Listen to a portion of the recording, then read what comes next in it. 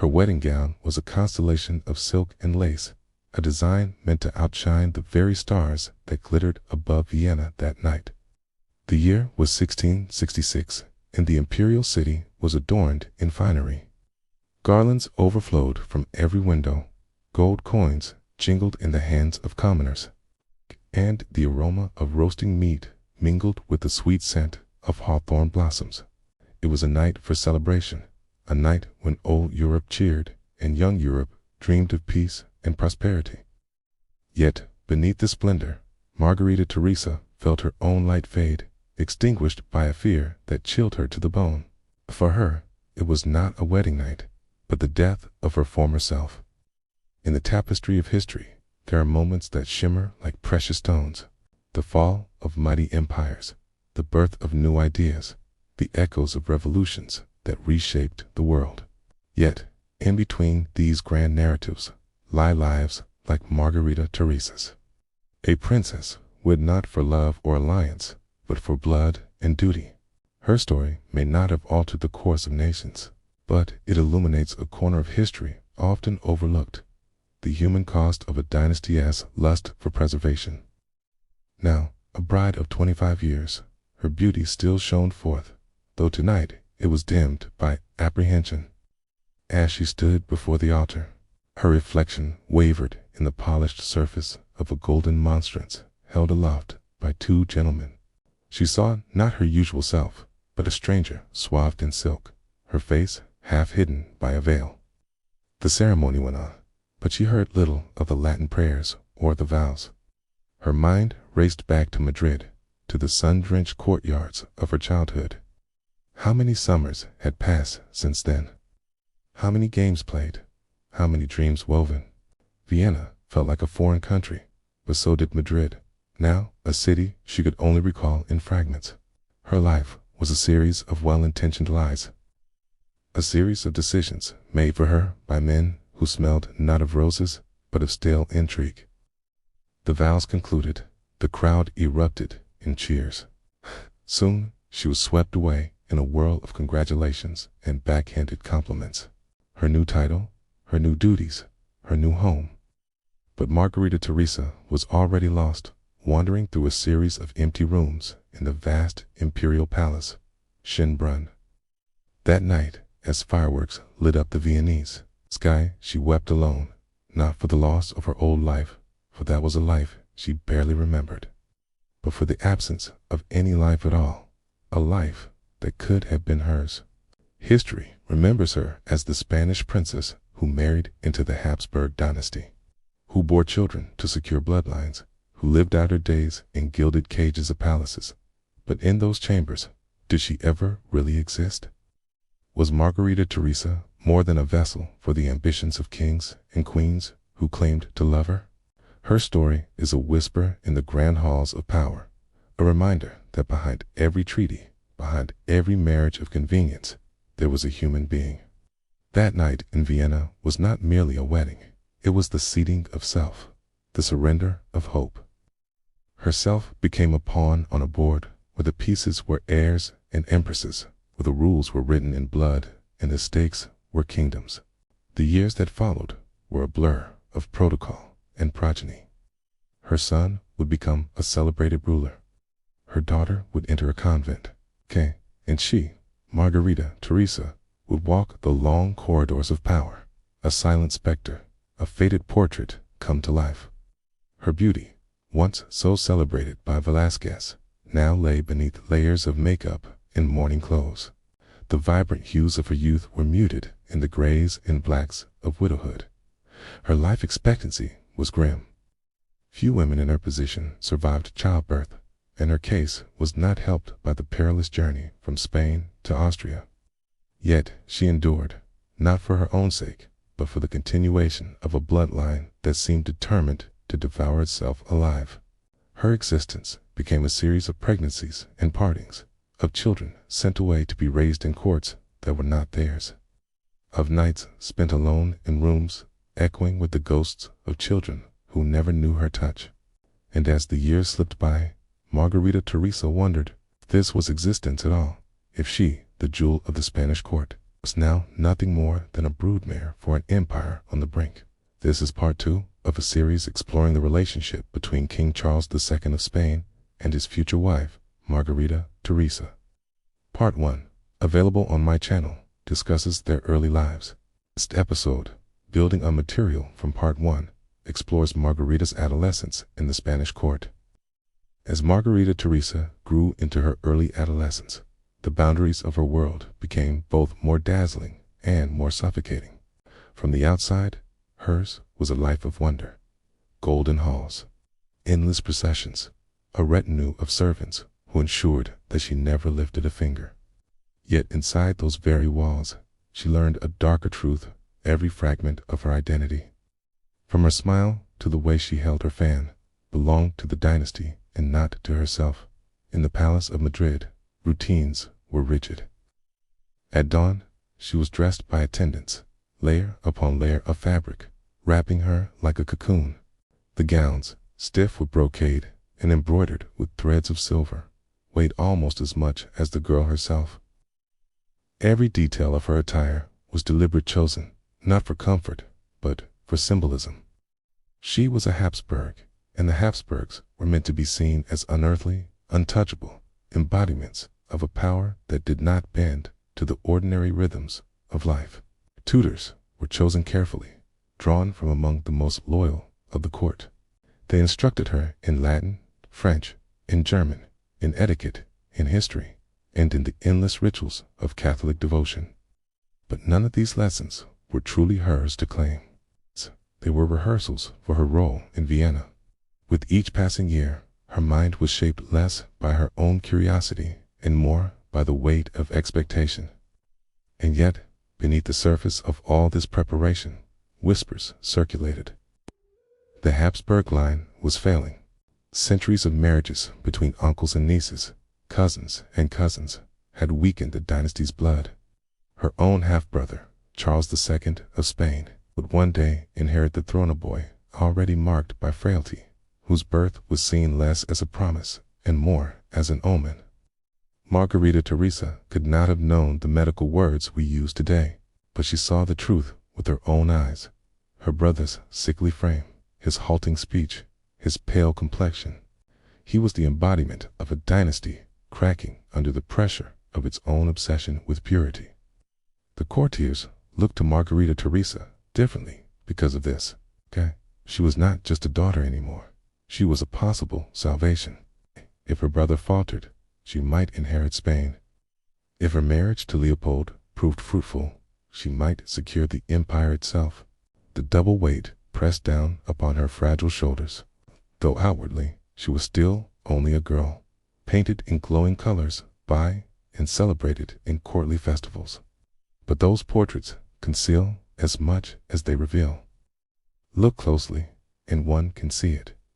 The stiffness of her posture, the distant look in her eyes.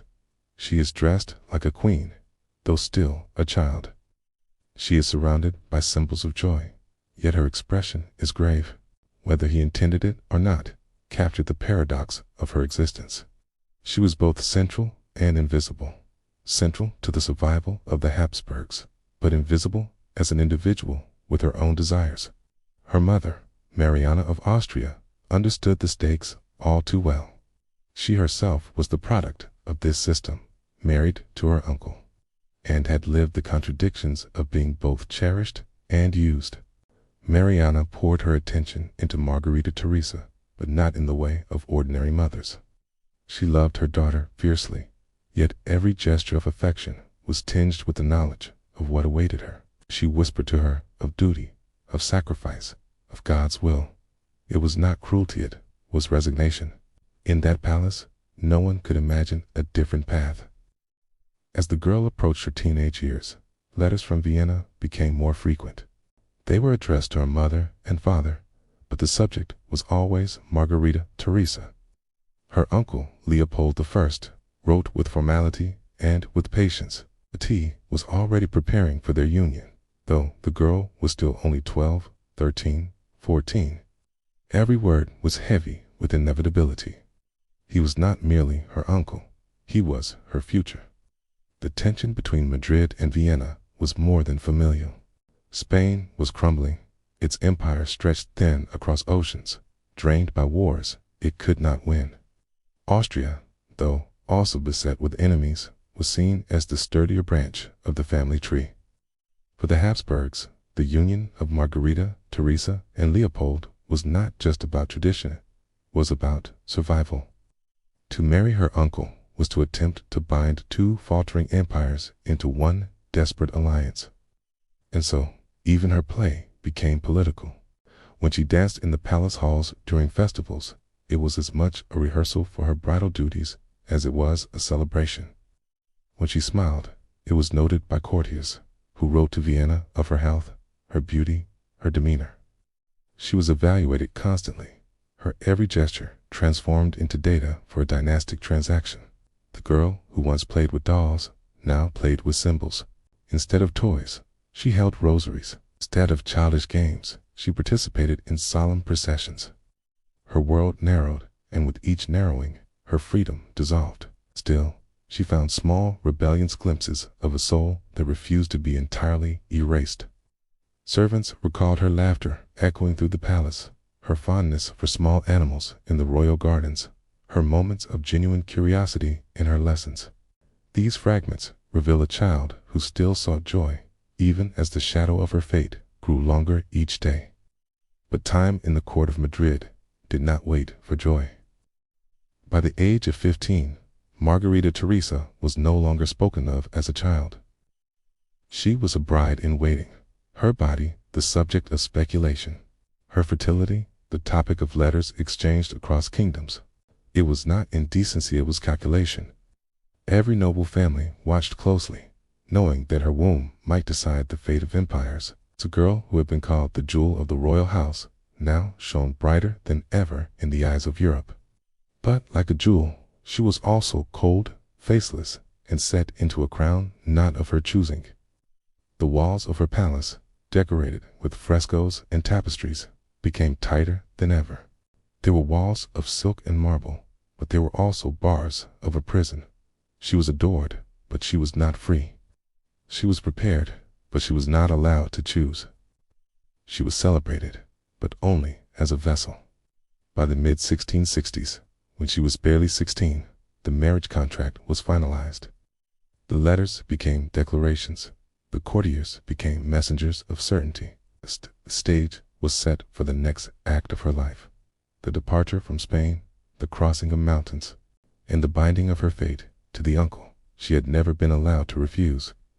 This was the tragedy of her adolescence, a childhood smothered by expectation, a youth stolen by politics, a heart shackled before it could even choose to beat freely. In every portrait painted of her, in every description written by courtiers, one can see the paradox. She glows like royalty, yet behind the glow there is only the dim light of captivity. Her golden cage was almost ready to open, not to release her into freedom, but to deliver her into another prison, one even colder, even farther from the world she knew. Thanks for watching. In the heart of 17th century Europe, a continent still basking in the afterglow of Renaissance humanism, a disturbing spectacle unfolded, a royal wedding of convenience turned sinister. A young girl, barely a teenager, was groomed to be the bride of her own uncle, a man more than twice her age. This was not a tale spun from Victorian England, but from the sun-drenched courts of Spain and the grand halls of the Holy Roman Empire. On October 2nd, 1666, the court of Madrid prepared itself for a spectacle unlike any other, the marriage of Princess Margarita Teresa to her uncle, the Holy Roman Emperor Leopold I. The date, the clothes, the ceremonies, all were chosen with a precision that revealed the gravity of what was at stake. To the Spanish, this was a moment of hope, a desperate tether binding them to their Austrian kin. To the Austrians, it was a necessary reinforcement of bloodlines and power. To Margarita Teresa, it was the end of her fragile adolescence and the beginning of a life she had never chosen. The announcement was met with fanfare across Europe. Pamphlets spread the news. Painters immortalized her as the young bride-to-be. Yet, beneath the gilded surface of celebration, Everyone knew the truth. She was barely 15, a girl whose innocence was being wrapped in bridal silks, while her own uncle, was 36, a ruler already hardened by years of war, intrigue, and loss. On the morning of the ceremony in Madrid, the palace was draped in gold and crimson. Bells rang across the city, summoning nobles, courtiers, and clergy to witness the union. Margarita Teresa, dressed in a gown heavy with pearls and stiff embroidery, walked with the solemnity of one already burdened by her crown. Witnesses wrote that her beauty shone like light breaking through a storm, but even they could not ignore the shadow in her eyes. She was too young, too fragile, yet she carried herself with the dignity of one who understood she could not resist. For the people of Madrid, the wedding was bittersweet. Their princess, painted by as the glowing child of Las Meninas, was leaving them. She would no longer be the jewel of Spain, but the empress of distant Vienna. Crowds gathered in the streets, waving, crying, throwing flowers into her path. Some cheered, others mourned quietly, sensing that this departure was final. As the weeks passed, word of the wedding reached distant corners of the empire. In the bustling cities and quiet villages, the news was received with a mixture of indifference and morbid curiosity. For many, it was just another royal intrigue, a marriage that made sense in the complex game of European politics, but sounded monstrous in the ears of common folk. There was no outrage in the streets, no calls for the girl to be rescued. This was a world where such unions were not unheard of, where the sanctity of childhood was often sacrificed at the altar of duty. When Margarita Teresa arrived in Vienna, the imperial capital, she was greeted with celebrations orchestrated to project majesty. Leopold awaited her, dressed in the imperial regalia of his house. To the crowds, it was a moment of triumph, a unification of two halves of the Habsburg dynasty. To Margarita Teresa, it was an alien world. The language was unfamiliar, the customs strange, the faces of her new attendants unreadable. She was expected to adapt quickly, to smile graciously, to embody the role of empress with no hesitation. Leopold, for his part, continued to treat her with ceremonial reverence. He commissioned portraits of her, glorifying her as the embodiment of virtue and dynasty.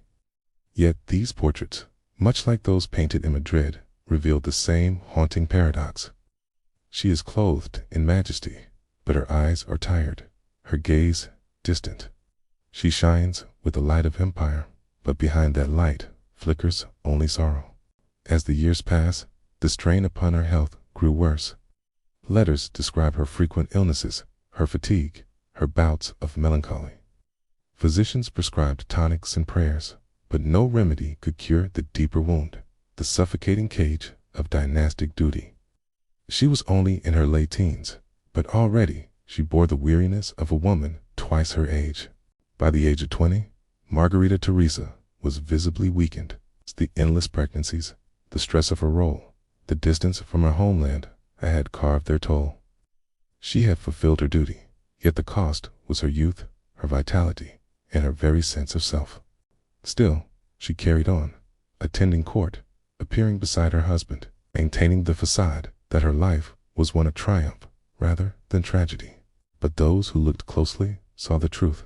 Behind the jewels and titles, the empress was fading. Welcome to my channel. Today, we're going to delve into the life of Margarita Teresa, the tragic Habsburg princess whose life and death intertwined with the Spanish royal court. If you enjoy historical tales, make sure to subscribe. Let's begin. Imagine being born into royalty where your every move is dictated by the needs of the empire. Your life is not your own, but a pawn in a game of thrones where alliances are forged and broken based on your lineage. Now, picture being so sickly that each breath is a struggle, each step a test of endurance. That was the harsh reality for Margarita Teresa, the protagonist of our story today. By the time Margarita Teresa entered her early 20s, the fragile balance of her existence had begun to collapse. What had once been described as delicate beauty now looked more like illness. Her skin, pale as ivory, often appeared almost translucent. Court physicians noted her constant fatigue, her difficulty in recovering from each childbirth, and her recurring fevers. She was, after all, not only an empress, but also a young woman trapped in a cycle of pregnancies that her frail body could not sustain. The Habsburgs had long been plagued by the curse of their own blood. Generations of intermarriage had narrowed their gene pool, weakening their descendants and making them prone to deformities, infertility, and early death. Margarita Teresa, born into this web of dynastic pride, carried those marks silently in her body. Every child she bore, sometimes celebrated with fireworks in Vienna streets, was another wound to her health. Some of her children survived only a few days. Others never left infancy. This funeral bell that tolled in Vienna's cathedrals, code like a cruel reminder that the price of royal continuity was personal devastation. And yet, despite her failing health, the expectations placed upon her never lessened. She was expected to smile at court functions, to appear radiant at religious ceremonies, to embody grace in every portrait painted of her. The burden was relentless. In letters to her mother, Queen Mariana of Spain, she confessed that she was often too weak to stand for long audiences, and yet she was pushed forward, draped in heavy gowns and adorned with jewels, because appearances mattered more than her life. The Viennese courtiers, while respectful, began to notice her frailty. They whispered about how thin she had become, how she seemed to drift like a ghost through the grand halls of the Habsburg palace. Some pitied her, others saw her simply as another Habsburg sacrifice to the machinery of dynasty. Her husband, Leopold I, appeared affectionate in public, often depicted as the dutiful spouse. But his affection could not protect her from the reality of her fate. His role as emperor demanded heirs, and Margarita Teresa's role was to provide them, regardless of the toll. Their marriage was both her crown and her chain, binding her to a life that drained her more with each passing year. By 1670, the signs of decline were unmistakable. Margarita Teresa was only 20 years old, yet she walked with the heaviness of someone decades older. The court doctors prescribed endless remedies, tonics made from herbs, ritual prayers, pilgrimages to holy sites. None of it helped. Her body, worn down by repeated childbirth and weakened by the legacy of inbreeding, was failing. She became increasingly withdrawn. For once she had appeared at festivals and processions, she now often remained confined to her chambers. When she did appear, her attendants noted the effort it took for her to climb into the carriage, the way she leaned heavily on her ladies-in-waiting, the tremor in her hands as she held the rosary beads that rarely left her fingers. The Empress of the Holy Roman Empire, once painted as the radiant Princess of Spain, was fading before her court's eyes. And yet, rather than addressing the tragedy unfolding in their midst, those around her continued to focus on appearances. Portraits commissioned during these final years still show her in full regalia, jeweled gowns, elaborate hairstyles, a serene expression painted onto her face. But anyone who saw her in person knew the truth. The girl who had once been the bright hope of two dynasties was little more than a shadow. In 1673, Margarita Teresa gave birth to her last child. The pregnancy had been fraught with complications, and her recovery was slow and painful. Court records describe her as wasting away, her strength diminished to the point that she could scarcely rise from her bed. Even then, pressure mounted for her to continue her duties, to at least appear at religious ceremonies when possible. She did so, though every step was agony. By the age of 21, her body could endure no more. In July 1673, she succumbed to what was described as a mortal weakness, a vague term used in chronicles of the time. In truth, it was a culmination of years of strain, her frail genetics, her repeated pregnancies, her ceaseless duties, and the relentless weight of dynastic expectations. She died in Vienna, far from the warm sun of her native Spain, leaving behind only a handful of children, most of whom would not survive to adulthood. Her death cast a pall over the imperial court. Bells tolled in Vienna, black drapes covered palace halls, and memorial masses were held. Yet the grief was tinged with practicality. Chroniclers recorded her passing as a dynastic loss, emphasizing the difficulty it posed for Leopold I's succession plans, rather than mourning her as a woman. In Spain, however, the reaction was sharper, more emotional. Margarita Teresa had been their beloved infanta, immortalized in S masterpiece Las Meninas. To hear that she had died so young, so far from home, stirred sorrow and resentment. Songs and poems lamented her fate, framing her as a victim of dynastic ambition, a girl who had been used and discarded by the politics of kings. Her body was interred in the imperial crypt of Vienna, among the cold tombs of her Habsburg ancestors. There she rests, a silent testament to the cost of a dynasty that devoured its own children in the name of power. Today, visitors to the crypt see her sarcophagus lined among emperors and empresses, but her story stands apart. She was not remembered for great conquests, nor for ruling with an iron hand. She was remembered for being a sacrificing empress who had never lived long enough to truly rule. A princess raised not for her own destiny, but for the destiny of her bloodline. Her brief life was a story of inevitability. From the moment she was born, her path was already charted: to marry within her family, to strengthen the dynasty, to bear heirs, and to die before her time. Her fate was not an accident, but the deliberate result of choices made by kings and queens who saw children not as individuals, but as tools of policy. And so, the story of Margarita Teresa serves as one of the darkest parables of dynastic Europe. She was not alone. Many Habsburgs suffered similar fates: short lives, physical ailments, and untimely deaths. But hers is perhaps the most poignant, because her face had already been immortalized in one of the greatest paintings of all time. Generations who looked upon Las Meninas saw the child who once enchanted Madrid, and when they learned of her fate, they understood the price of that enchantment. Thank you for watching.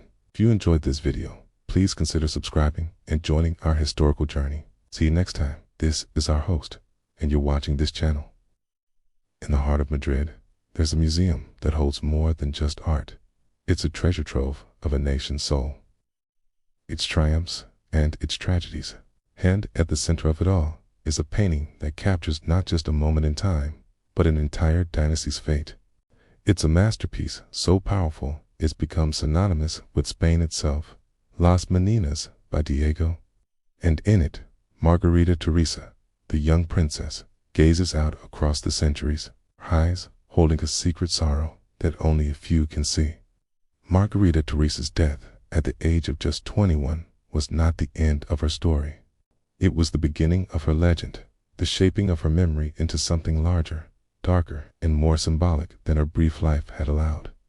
Her passing was mourned, yes, but it was also quickly folded into the larger narrative of the Habsburg dynasty, a tale of grandeur mixed with decay, of crowns that glittered but crushed those who wore them. Her children, the supposed justification for all her suffering, did not secure the dynasty as intended. Several died young, as had been the fate of so many Habsburg offspring. The only one who carried her line forward was Maria Antonia of Austria, her daughter. Herself would live only to the age of 23, worn down by the same frailties. The cycle repeated, as if inescapable, each generation paying the same price for the dynasty's obsession with bloodline purity. The Habsburgs themselves never publicly admitted the cost of their choices. They continued their tradition of intermarriage, believing that dynastic strength outweighed the risks. But to those who looked closer, Margarita Teresa became a cautionary figure, vivid reminder of what happened when power was valued above life. When a girl was raised not for herself, but for the dynasty. Her image remained powerful, largely because of S painting, Las Meninas.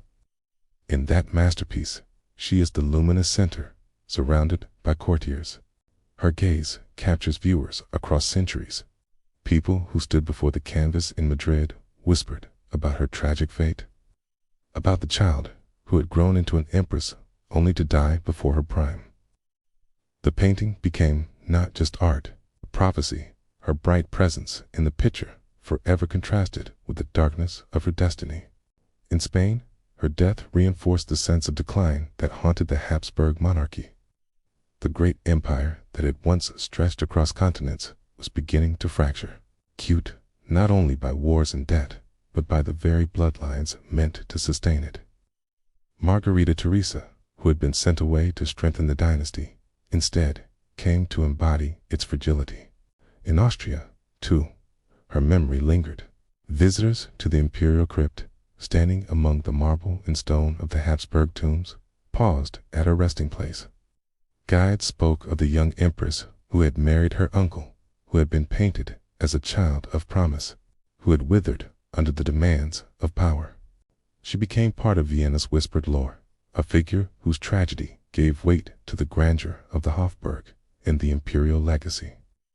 Yet, beyond the courts, beyond the crypts and portraits, her story carried a deeper meaning. It was the story of a child caught in the machinery of empire. From her first steps in the glittering halls of Madrid, she had never belonged to herself.